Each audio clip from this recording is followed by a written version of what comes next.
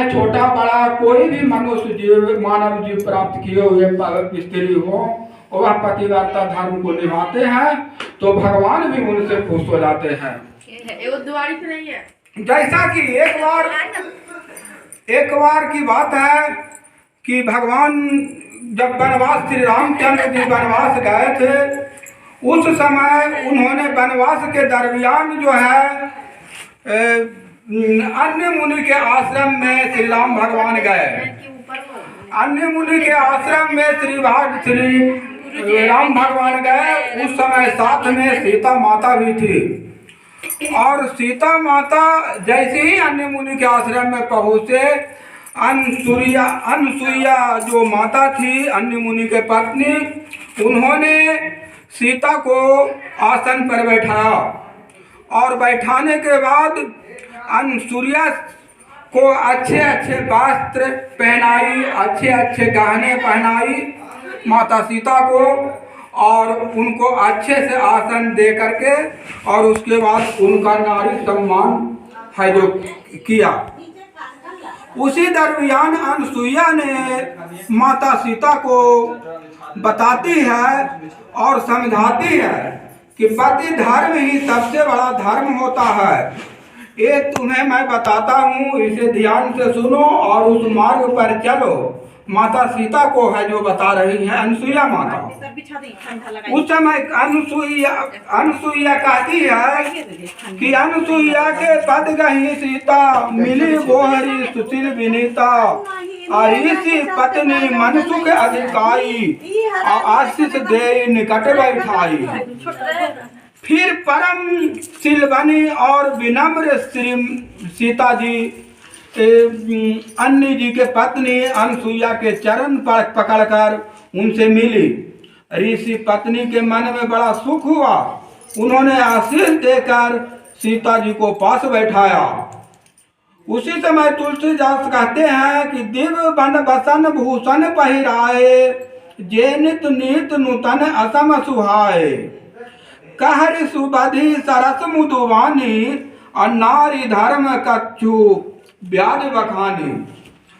और उन्हें ऐसे दिव्य वस्त्र और आभूषण पहनाए जो नित्य नए निर्मल और सुहावने बने रहते हैं। फिर ऋषि पत्नी उनके बहाने मधुर और कोमल वाणी से स्त्रियों के कुछ धर्म बखान कर कहने लगी। मातु पिता भ्रत हितकारी, मित्र प्रद सब सनुराज कुमारी, अमित दानी भरता व्यादेही, अधम सोनारी जो सेवन तेही।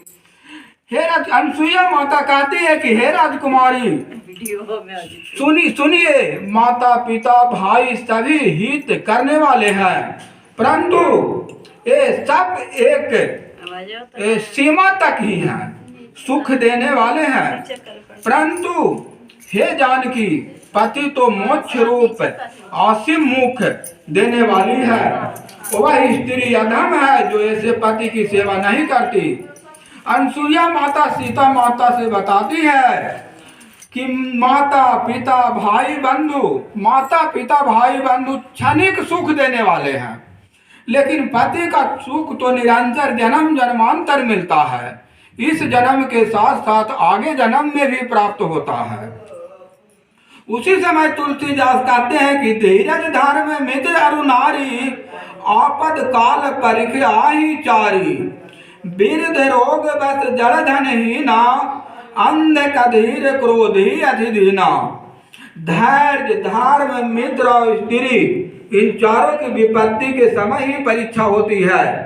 वृद्ध रोगी मूर्ख निर्धन अंधा क्रोधी अत्यंत ही दीन, चाहे जो भी हो उसे, चाहे जैसा भी पति हो उसे साथ नहीं छोड़ना चाहिए।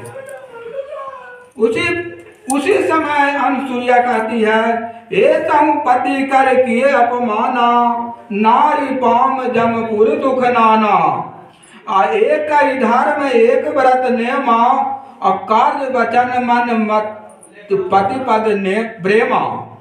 ऐसे भी पति का अपमान करने से स्त्री जमपुरी में भांति भांति के दुख पाती है।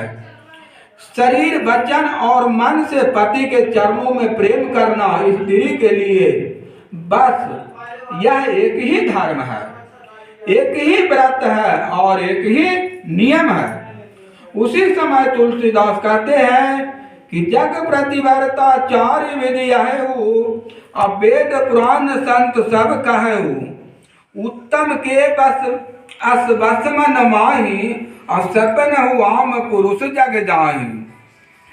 जगत में चार प्रकार के पतिव्रताएं हैं, वेद पुराण संत सब ऐसा कहते हैं कि उत्तम श्रेणी की पतिव्रता के मन में ऐसा भाव बसा रहता है कि जगत में मेरे पति को छोड़कर दूसरा पुरुष स्वप्न में भी नहीं है।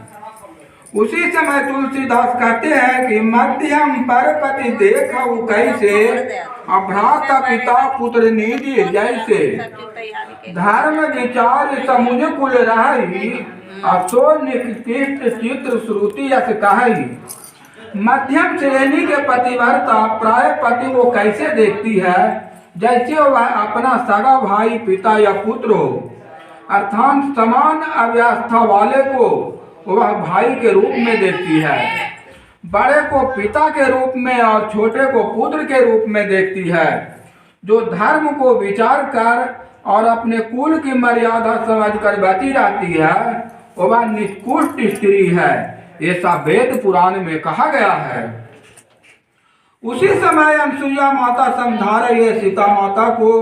तुलसीदास कहते हैं कि बिनु अवसर भय तेरह जोई जाने अधम नारी जग सोई पति वंचक पर पतिरति करई गौरव नरक कल्प मस्तक परई।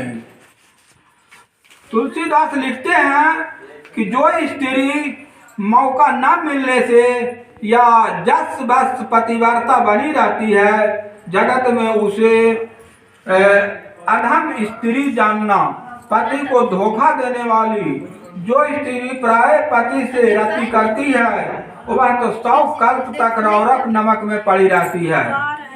उसी समय तुलसीदास कहते हैं कि क्षण सुख लगी जन्म सतकोटि और दुख न समूह ते ही समकोटि बिनु शरम नारी परम गति लही और पति धर्म छाड़ी छल गई।